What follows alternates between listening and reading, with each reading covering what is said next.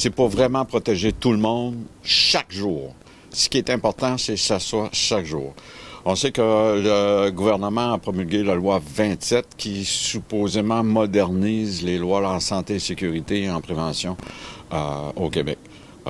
Force est de constater que oui, il y a certaines avancées, c'est-à-dire que 80% des travailleurs au Québec vont être couverts par le CNESST, par ces lois-là. Cependant, ce qui arrive et ce qui déplore la majorité pas la majorité, la totalité des associations syndicales et des associations de travailleurs, des droits de défense des travailleurs, c'est que la prévention a fout le camp. C'est qu'on fait moins d'heures allouées à la prévention, moins de libération à approuver à la prévention. Les comités de prévention, ça n'existe plus. C'est des comités en santé et sécurité qui, au lieu de anciennement se réunissaient une fois par mois, je donne un exemple, dans certains secteurs d'activité, là, c'est rendu une fois ou 3 mois. Et c'est l'employeur qui décide du contenu ou des membres du comité de santé et sécurité. Juste pour vous donner un exemple, ici en Gaspésie, au CIUS de la Gaspésie, il y a 47 points de service.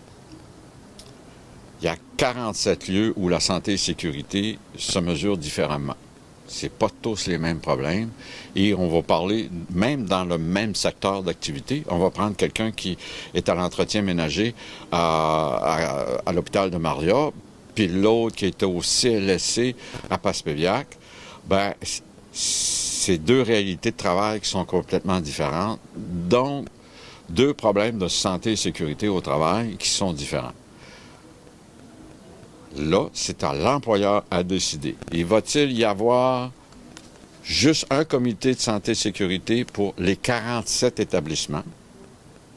Va-t-il y avoir un santé sécurité par accréditation syndicale?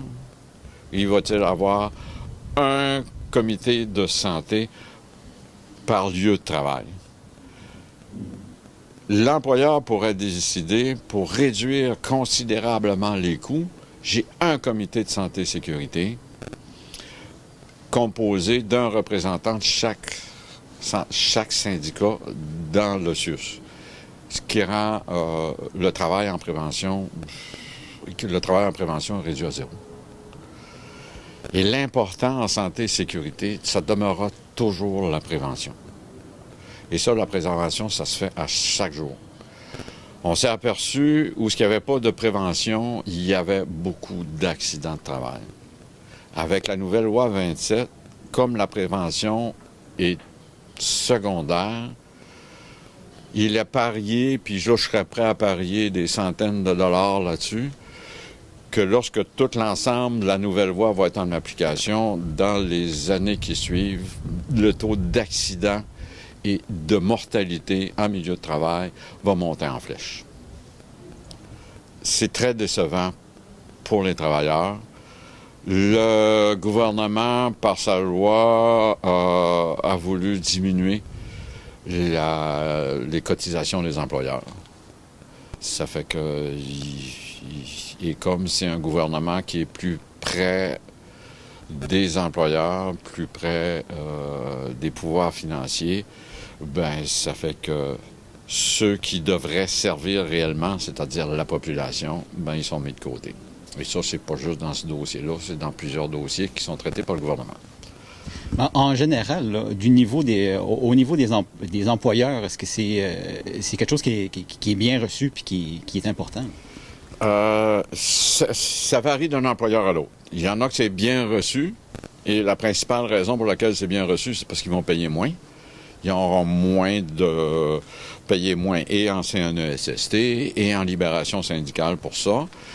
Faut dire que là, on a passé d'à peu près 40% des travailleurs syndiqués qui étaient couverts par la CNESST, parce que où ce que c'est pas syndiqué, les employeurs, malgré qu'il y avait une loi qui les obligeait, les employeurs n'avaient pas de comité santé et sécurité, ne faisaient pas de prévention. Et ce côté-là ne changera pas.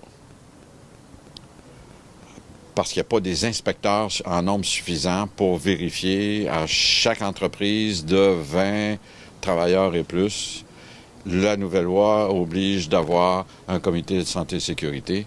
Mais comme il n'y a pas assez d'inspecteurs pour vérifier si la loi est vraiment appliquée, il en faudrait des centaines et des centaines et des centaines, ben ça va être difficilement gérable. Ça fait que la situation va rester, ce côté-là, va rester la même. Et ce que font souvent les employeurs quand il y a un accident de travail, ben ils disent à l'employé, bon ben OK, va voir ton médecin, mets-toi sous l'assurance maladie. Ça, on a vu ça arriver souvent. On l'a déjà vu même dans des milieux syndiqués. Ça fait que ça n'affecte pas leur cotisation au niveau de la CNESST. Ça va demeurer pareil parce qu'il n'y aura pas de surveillance appliquée.